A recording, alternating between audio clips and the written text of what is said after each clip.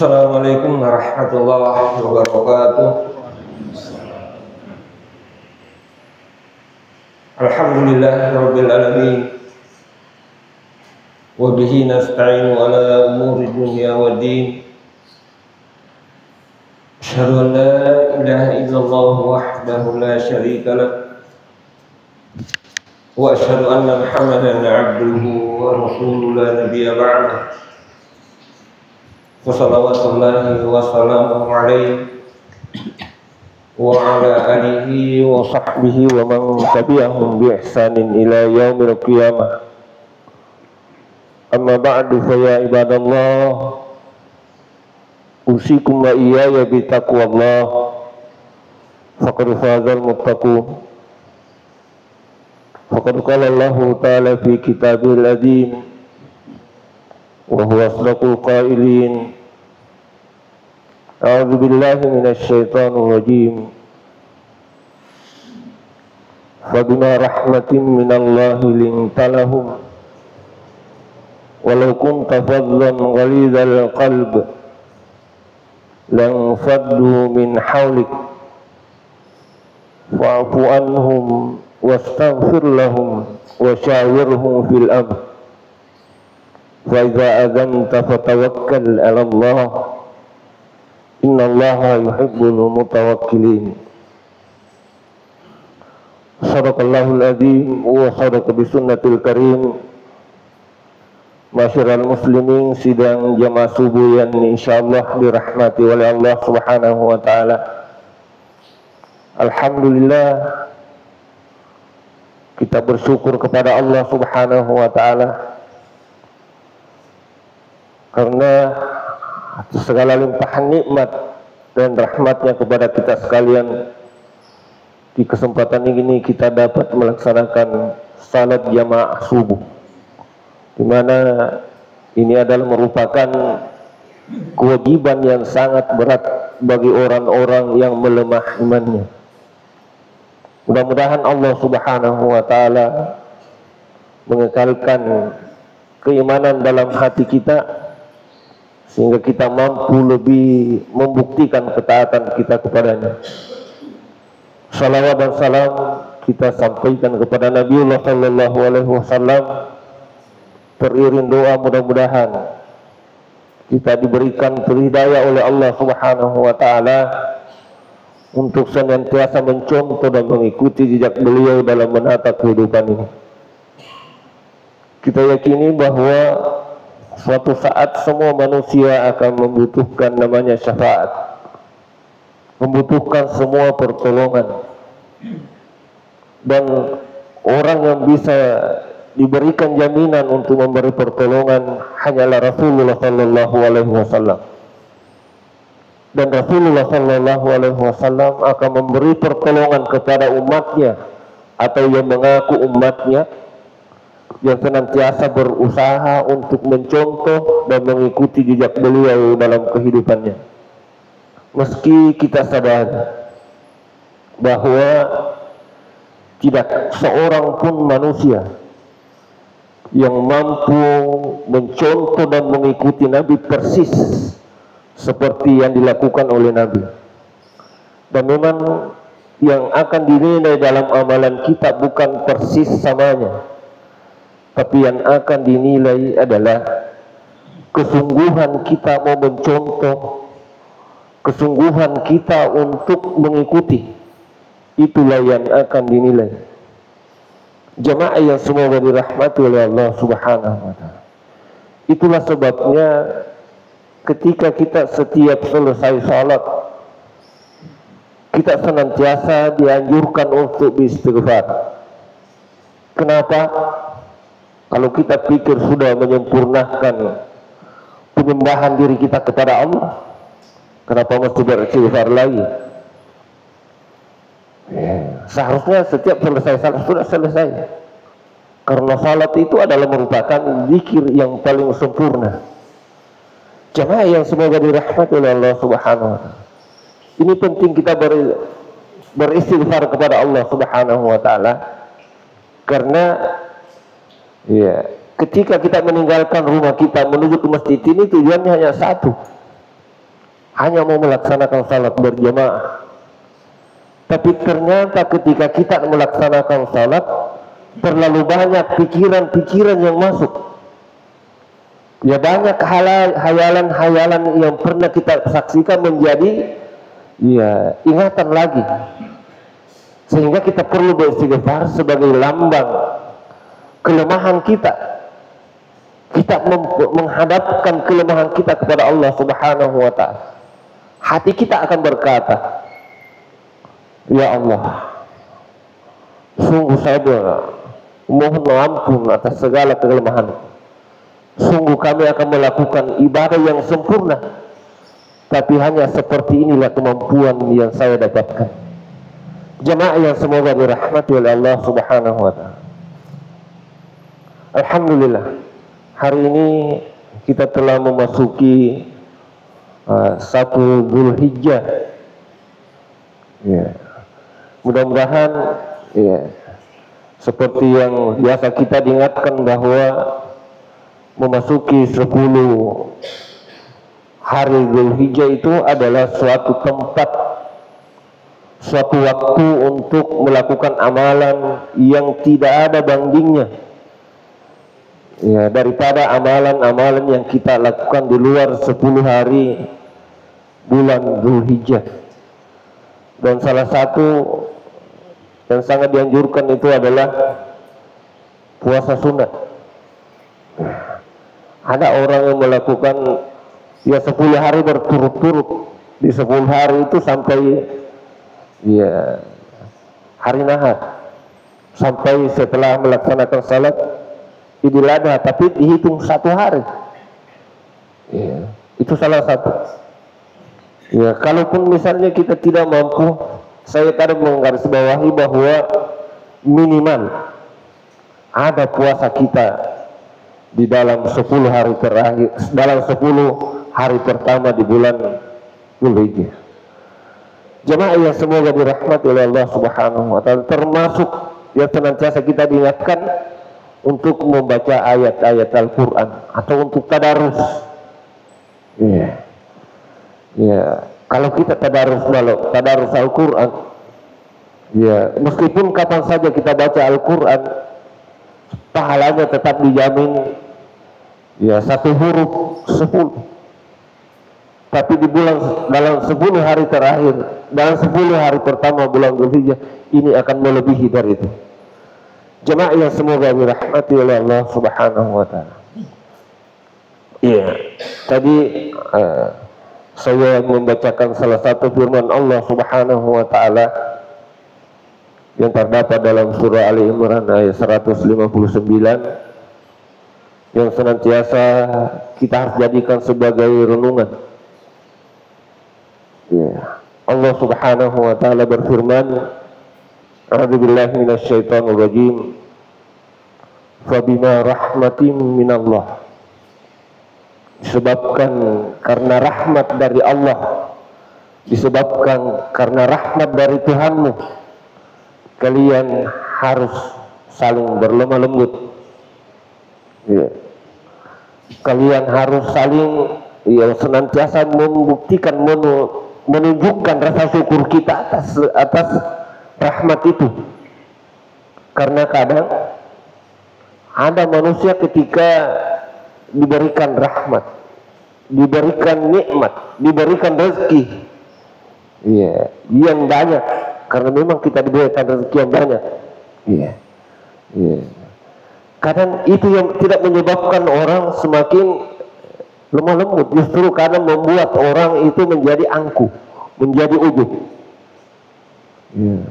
Kadang karena rahmat dari Allah Subhanahu wa ta'ala menyebabkan kita ya memandang rendah orang yang ada di sekitar kita, terutama orang-orang yang memiliki ya menurut hitungan-hitungan kita rahmat yang sedikit. Padahal sesungguhnya kalau kita mau bicara nikmat dan rahmat, kita tidak mungkin mampu menghitungnya ya. Termasuk semua amalan-amalan yang telah kita lakukan, semua salat kita, semua ibadah Kalau kita mau membandingkan satu saja nikmat dari Allah Subhanahu wa taala tidak seimbang. Contoh, kalau mata kita sebelah mata kita, kira-kira adakah yang rela untuk menukarkan dengan sejumlah materi yang maksimal kita bisa perhitungkan? Pasti tidak ada yang mau. Jemaah yang semoga dirahmati oleh Allah Subhanahu wa taala. Ya, inilah sebabnya sehingga kita senantiasa diingatkan oleh Allah Subhanahu wa taala, kita senantiasa renungkan kalau ada nikmat yang dititipkan Allah kepada kita, apakah kita mampu memanfaatkannya untuk mendekatkan diri kepadanya? Karena kita yakini bahwa semua yang diberikan Allah kepada kita itu adalah titipan yang akan dipertanggungjawabkan. Ya. Terkait misalnya dengan harta kah, ya, atau semisalnya, ya, itu sebenarnya akan dipertanggungjawabkan semuanya. Ya. Ya, kita biasa diingatkan dalam hadis bahwa ya, la tadulu qadama indallah yaumul qiyamah. Kita tidak, nanti di hari kiamat itu kita tidak mungkin melangkahkan salah satu kaki kita kecuali telah dipertanyakan. Salah satu yang mau dipertanyakan itu adalah wa an maluhu wa min aina tasabat wa fima anfaqa. Terkait dengan titipan harta itu akan dipertanyakan oleh Allah Subhanahu wa taala. Dari mana engkau mendapatkan? Bagaimana cara memperolehnya? Dan bukan hanya sampai di situ. Yeah. Tanya makanya kium malah, maka syarana mualah, maka semua halal mual. Karena kadang orang ketika diperhadapkan dengan tuntutan dunia, tidak lagi memperhitungkan halal haram, tidak memperhitungkan baik buruk, tapi bagaimana untuk memperolehnya. Padahal itu mau dipertanggungjawabkan, dari mana ini kau dapat? Dan bukan hanya sampai di situ, dipertanyakan lagi, kemana engkau manfaatkan? Ya, di bulan Dzulhijjah ini kadang saya mengingatkan, ada saudara-saudara seiman kita, ya, dia menyadari bahwa ya, di bulan amalan yang terbaik itu nanti di 10 Dzulhijjah atau hari nahar adalah ya, mengalirkan darah kurban sampai 3 hari tasyrik berturut-turut. Ya, ya. Nah, kadang ada orang yang diberikan kemampuan, diberikan harta yang banyak, tidak bisa berkurban. Kalau orang yang mampu itu melakukan perintah Allah Subhanahu wa taala untuk berkurban, maka kita pasti kelebihan. Tapi kenapa masih ada di antara kita belum mendapatkan? Kenapa belum ada? Karena masih ada orang yang mempunyai kemampuan belum melakukan kewajibannya. Ya. Dan inilah tempatnya kita untuk mendekatkan diri kepada Allah Subhanahu wa taala melalui titipannya, melalui harta. Wa fima anfaqahu. Di sana kita akan memanfaatkannya. Hidup baru satu saja. Ya. Harta yang kita kumpul itu, yakin bahwa pasti kita akan berpisah. Kalau bukan kita yang meninggalkan, kita yang ditinggalkan. Kalau kita yang meninggalkan, ya tidak menimbulkan kesedihan. Ya. Tapi kalau harta yang meninggalkan kita, ya, pasti kita luar biasa bersedih. Bisa. Jemaah yang semoga dirahmati oleh Allah Subhanahu wa taala. Titipan Allah, rahmat Allah juga harus menjadi alat untuk memperbaiki tali silaturahim. Karena kita bisa berbagi. Kita bisa berbagi. Dalam firman Allah Subhanahu wa taala kita dikatakan, ya ayyuhalladzina amanu anfiqu mimma razaqnakum min qabli an ya'tiya yawm la bai'un fi wala qullatun wala syafa'ah. Hai orang-orang yang beriman, manfaatkan memang hartamu itu sebelum datang suatu keadaan yang tidak ada lagi persaudaraan, tidak ada lagi jual beli. Kita mau menjual, tidak ada yang membeli. Kita mau membeli, tidak ada yang dijual. Tidak ada lagi wala khullatun, tidak ada lagi persaudaraan. Wala syafaat, tidak ada lagi pertolongan. Apa yang telah kita lakukan terhadap harta kita, itulah yang akan menjadi penolong kita. Sebelum itu semua berpisah dengan kita, bisa kita manfaatkan. Jemaah yang semoga dirahmati Allah Subhanahu. Walau kunta faddan ghalizal qalb lam faddu min hawlik. Ketika rahmat dari Allah Subhanahu wa taala ini menyebabkan kita keras hati, kasar dalam pergaulan,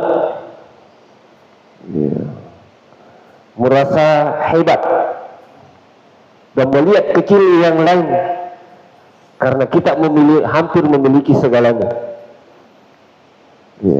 Kadang ada orang begitu. Maka yakin bahwa orang-orang yang ada di sekitar kita itu akan menjauhkan diri dari kita. Langfa'du min hawlik. Kalau ada orang diberikan rahmat, tetapi dia kasar, lagi keras hati dengan rahmat itu kepada orang lain, maka orang lain itu akan menjauhkan diri, meskipun kita akan melakukan sesuatu yang sesungguhnya akan menggembirakan. Misal,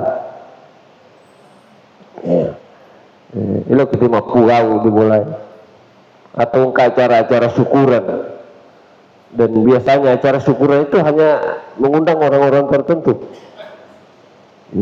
Kadang ya robali mulai maka butuh saya di alasan loki mau pulau keluarga di Makassar atau di tempat lain, salah satu cara untuk meninggalkan, untuk tidak membersamai kita.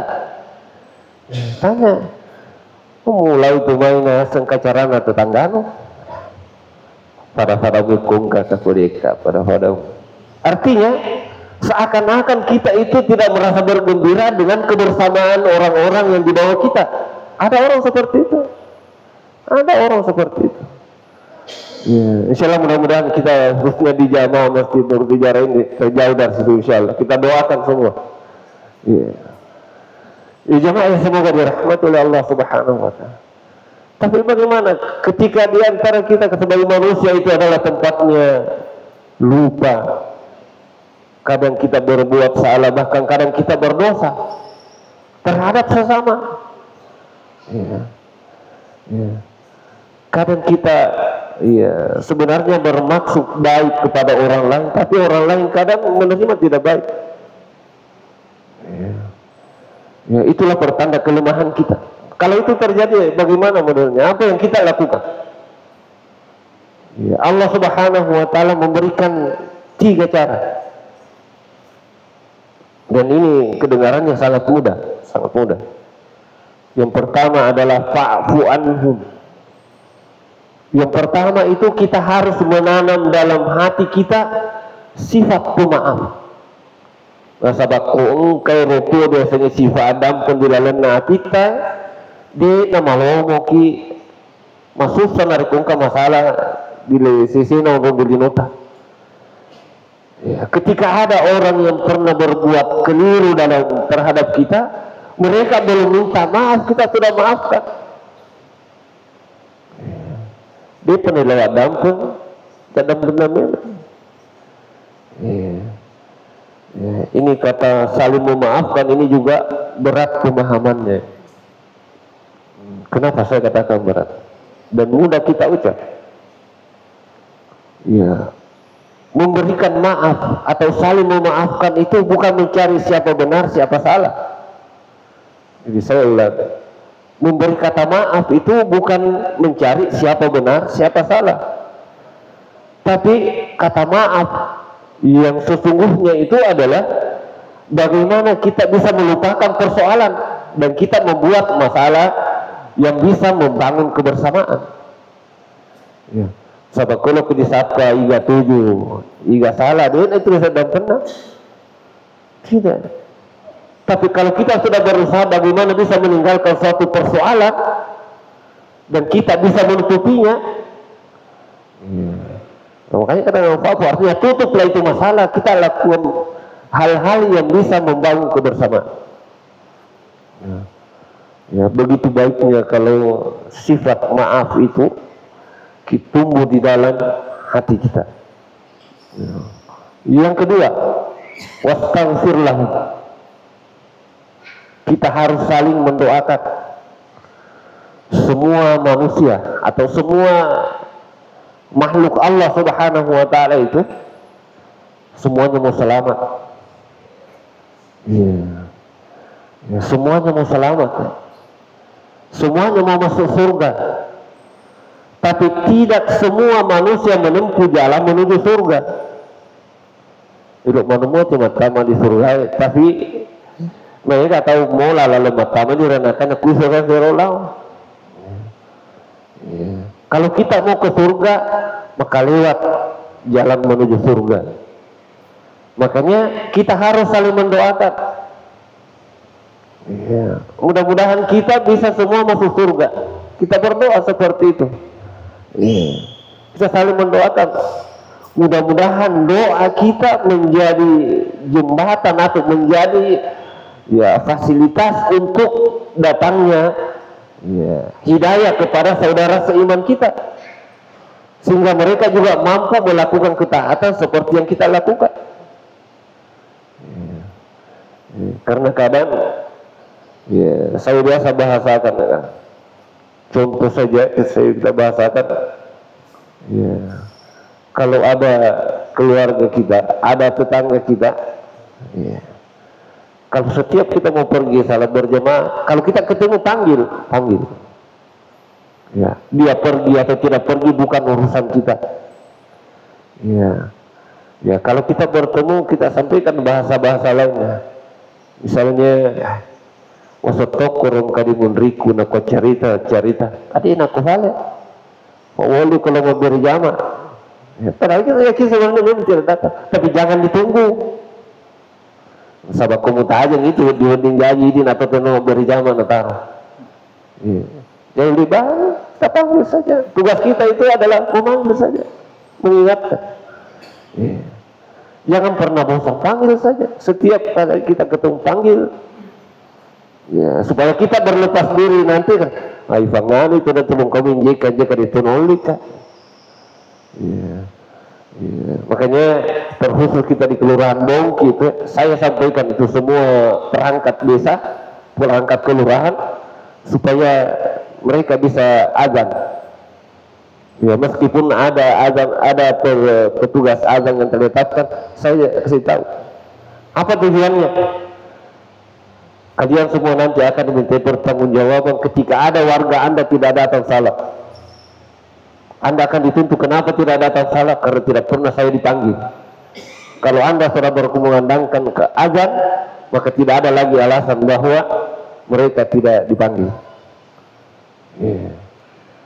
Jemaah yang semoga dirahmati oleh Allah Subhanahu wa taala. Yang ketiga adalah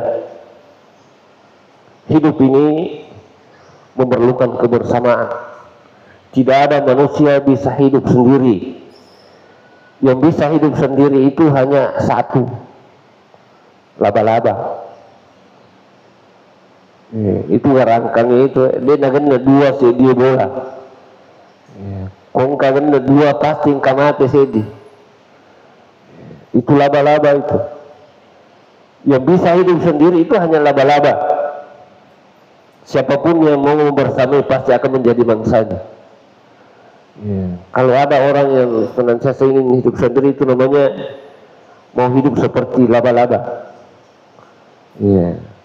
Karena kita tidak bisa hidup sendiri, maka otomatis hampir semua perilaku kita akan menjadi penilaian orang lain. Setiap ada urusan yang kita lakukan memerlukan kebersamaan. Maka untuk melakukan suatu urusan, apalagi kalau urusan itu merupakan kepentingan bersama, maka fasyawirhum fil amr, musyawarahkan. Karena keadaan itu dalam sebuah organisasi apapun namanya, ada saja orang-orang atau ada oknum di dalamnya merasa paling benar. Ya karena sengalina tujuk ko pikiran kali disakit. Ada orang seperti itu. Sehingga ketika terjadi masalah dalam urusan itu, dia yang akan disesali. Tapi kalau itu merupakan hasil putusan bersama, sudah kata sepakat, apapun hasilnya pasti kita akan terima. Pasti kita akan terima. Tidak ada kok kadang memang, karena ini adalah hasil kata sepakat, tidak ada yang disesali. Coba kalau satu orang saja nanti kok kadang memang baik. Bahkan ada orang memang menantikan, mudah-mudahan nanti gagal. Ini juga keliru. Kita seharusnya kalau ada berpendirian seperti, kita doakan mudah-mudahan apa yang dia pikirkan itu, apa yang dia inginkan itu bisa dicapai dengan baik. Jemaah yang semoga dirahmati oleh Allah Subhanahu wa taala. Fa idza azamta fatawakkal 'ala Allah. Kalau kita sudah berkeyakinan, sudah yakin sepenuhnya bahwa apa yang kita ingin lakukan itu sudah pasti bisa terjadi, maka kita berserah diri kepada Allah. Apa suan dibuang. Setelah kita berusaha maksimal, kita sudah berkeyakinan bahwa ini pasti sudah jadi, maka serahkan kepada Allah Subhanahu wa taala. Karena 1000 rencana manusia, satu kehendak Tuhan itu yang jadi. Manusia hanya mampu merencanakan, tapi Tuhanlah yang menentukan. Innallaha yuhibbul mutawakkilin. Sesungguhnya Allah itu sangat mencintai, sangat menyenangi orang-orang yang senantiasa berserah diri kepadanya atas segala usaha maksimal yang telah dilakukannya. Jemaah yang semoga dirahmati oleh Allah Subhanahu wa taala, kesimpulannya adalah bahwa dalam menelusuri kehidupan kita di dunia ini ada 3 hal yang tidak bisa kita pandang sepele. Kita tidak boleh anggap biasa-biasa, tapi kita harus anggap sebagai suatu hal yang sangat penting dalam kehidupan kita. Yang pertama itu adalah sifat pemaaf. Kita harus memiliki sifat pemaaf. Yang kedua, kita harus saling mendoakan. Mudah-mudahan melalui doa kita, karena kita tidak tahu siapa yang paling makbul doanya di antara kita, dan itu menjadi alat dan itu kekuatan orang-orang yang beriman. Yang ketiga adalah kita harus senantiasa melakukan musyawarah atas segala kepentingan bersama, sehingga insya Allah kita akan raih bersama. Sekira ini yang sempat saya ingatkan. Mari kita saling mendoakan, mudah-mudahan Allah Subhanahu wa taala mengekalkan hidayah di antara kita, dan kita mampu senantiasa melakukan ketaatan kepadanya, dan senantiasa mampu menjauhkan diri dari segala larangan-larangannya, sehingga insya Allah kita akan dipertautkan dalam satu kelompok hamba-hamba Allah Subhanahu wa taala yang diridai. Subhanakallahumma bihamdik, asyhadu an la ilaha illa anta, astaghfiruka wa atubu ilaik. Hadanallahu wa iyyakum wa minkum. Wassalamualaikum warahmatullahi wabarakatuh.